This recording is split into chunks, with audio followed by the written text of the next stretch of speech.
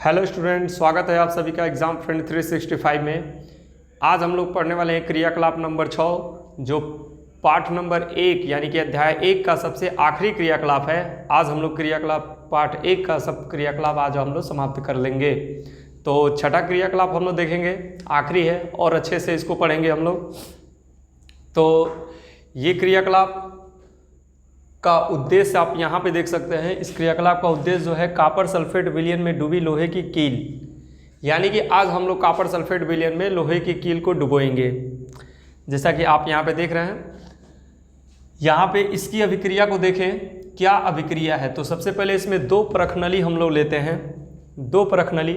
तो पहले क्या करते हैं हम लोग, एक में जो है कॉपर सल्फेट, दोनों में 10-10 ml के लगभग कॉपर सल्फेट विलयन को जो है इस दोनों परखनलियों में हम लोग क्या करते हैं, फिल कर लेते हैं।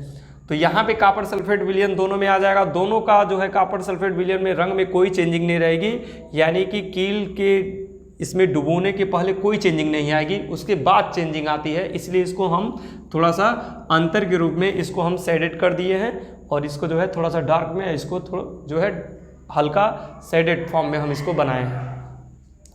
तो सबसे पहले क्या करते हैं, लोहे की कील, यानी कि लोहे की कील जो लेंगे उसको रेगमार्क से अच्छे तरह से साफ कर लेंगे, यानी कि उस पर कोई संक्षारण वगैरह यानी कि जंग वंग न लगा हो।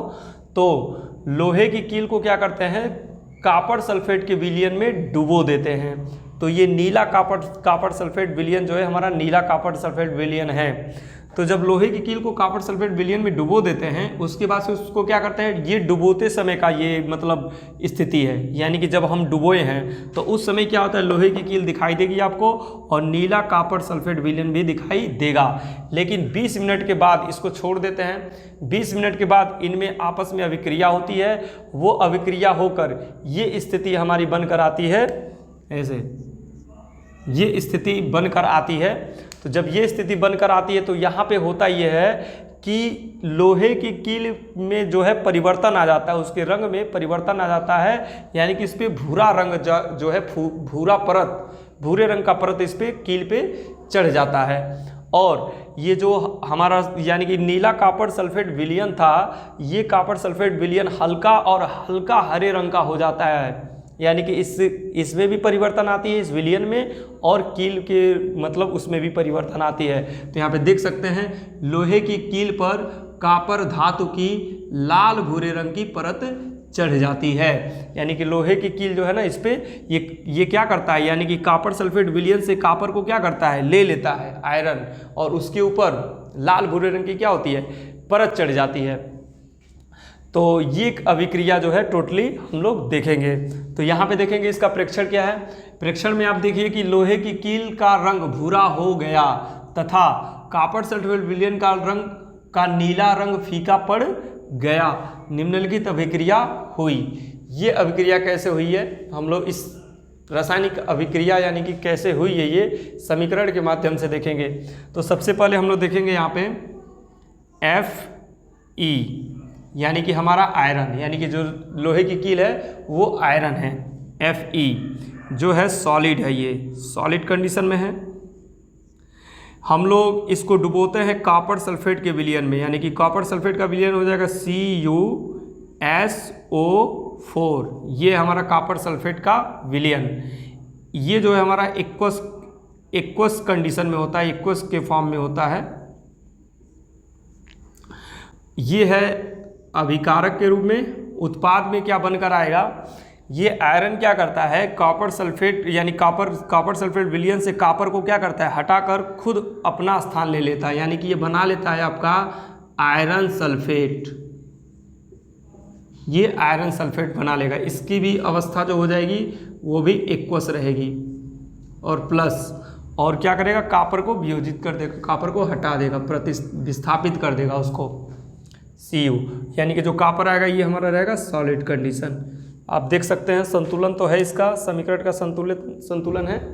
हाँ, ये समीकरण हमारा संतुलित है, इसे संतुलित करने की ज़रूरत नहीं है। यहाँ पे इसकी हिंदी को जो है हम लोग लिख लेते हैं। हिंदी लिखने से बार बार हम लोग देखेंगे, सुनेंगे, और उसको लिखने से ये चीज़ें हमें एक परीक्षा तक याद रहेंगी और भूलेंगी नहीं। तो ये Fe का क्या हो जाएगा, इसे हम लोग बोलते हैं आयरन। ये आयरन है, ये है कॉपर सल्फेट,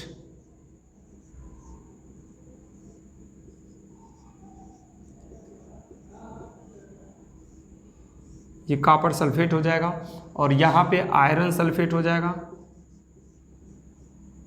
आयरन सल्फेट,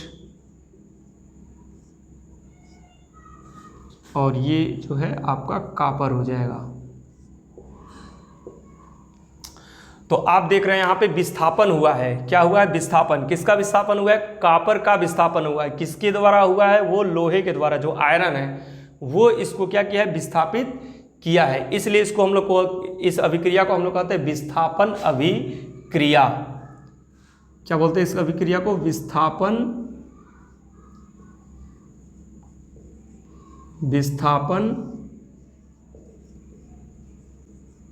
अभिक्रिया। यानी कि ये जो अभिक्रिया है ये विस्थापन अभिक्रिया है। फिर से यह देखेंगे, यहाँ पे इसमें जो चेंजिंग आई है, यानी कि इस विलयन में जो यानी कि कॉपर सल्फेट का जो विलयन है, कॉपर सल्फेट के विलयन से कॉपर को विस्थापित करके आयरन क्या करता है? खुद यानी कि कॉपर सल्फेट बना देता है। इस वजह से इसका रंग क्या हो जाता है? बदल जाता है। और कॉपर जो है वो लोहे की कील पे क्या करता है? लोहे की कील पे यानी कि पूरा परत ले लेता है, यानी कि वो भी वियोजित हो जाता है, यानी कि वो भी विस्थापित हो जाता है। तो आप इसका समीकरण जो है याद रखेंगे, और परीक्षा में विस्थापन अभिक्रिया के लिए भी इसका उदाहरण के रूप में आप लोग प्रयोग कर सकते हैं। ये आज का हम लोग का क्रियाकलाप यहीं पे समाप्त होता है। उम्मीद करते हैं कि आपको यह भी क्रियाकलाप अच्छे से समझ में आया होगा। नहीं समझ में आया है तो फिर से आप इसको रिपीट करके देखें, थोड़ा ढंग से देखें, समझें, समझने का प्रयास करें। और इसको देखने के बाद किताब में जब आप पढ़ेंगे तो आपको बहुत ही ईजिली जो है सारी बातें समझ में आने लगेंगी। यानी किताब की भाषा भी आप समझने लगोगे। इस वीडियो को देखने के बाद किताब में जितनी क्रियाकलाप है उसको देखिए, और उसमें क्रियाकलाप में क्या करेंगे? सभी समीकरणों का, जितने समीकरण हैं सभी समीकरणों को याद रखिए। समीकरण को याद रखेंगे तो सारी कहानी आप बना सकते हैं और परीक्षा में उसको लिख सकते हैं। इसके बाद हम लोगों का ये जितना 6 क्रियाकलाप हुआ है, इन 6 क्रियाकलाप का जो सेक्शन होगा प्रश्न उत्तर का होगा। प्रश्न लेकर हम आएंगे, उस प्रश्न को लेकर आएंगे जो आपके लिए काफ़ी उपयोगी साबित होंगी। तो बस आज के लिए इतना ही।